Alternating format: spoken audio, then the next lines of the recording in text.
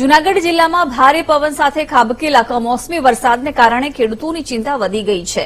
માવઠાને કારણે વિસાવદર અને વંથલી તાલુકાના ગ્રામ્ય વિસ્તારોમાં કેરીના પાકને મોટું નુકસાન થયું છે.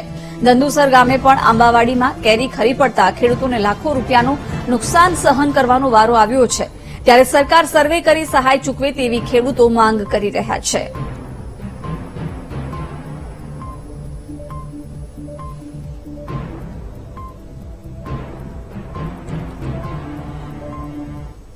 અરે ભાઈ બહુ જ નુકસાની થઈ ગઈ. કેરી ખઈરી, આમાં કલમું વાયરી, કલમું તૂટી ગઈ, બધી કેરીમાં બહુ નુકસાની થઈ ગઈ.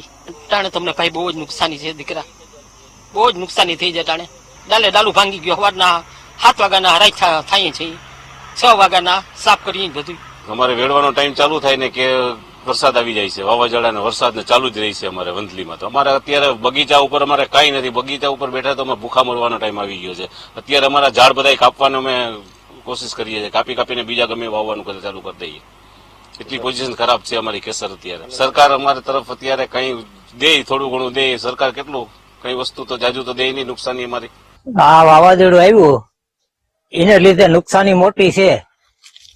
આ કેરી હતી પડી ગઈ છે, હવે કોક કેરી રહી જાડવામાં, બાકી કઈ છે નહીં. કેટલું નુકસાન થયું છે? નુકસાન 80%.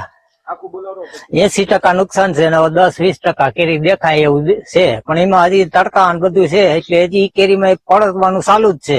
માંગ છે કે આમાં સરકાર સમજી આની વળતર કઈક આપે તો ખેડૂતને કઈક ટેકો થાય, નકર તો ખેડૂતો મરી ગયા છે.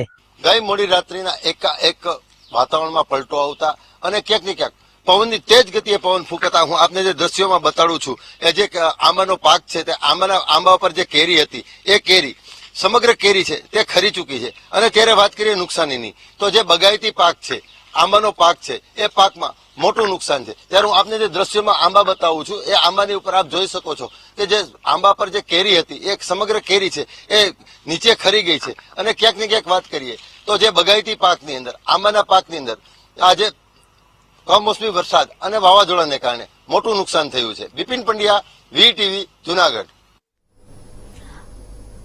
આણંદમાં કમોસમી વરસાદથી ખેડૂતો મુશ્કેલીમાં મુકાયા છે. ભારે પવન ફૂંકાતા બાજરીનો પાક પણ જમીનદોસ્ત થયો છે. બાજરીનો પાક નમી જતા ખેડૂતોને વ્યાપક નુકસાન થયું છે.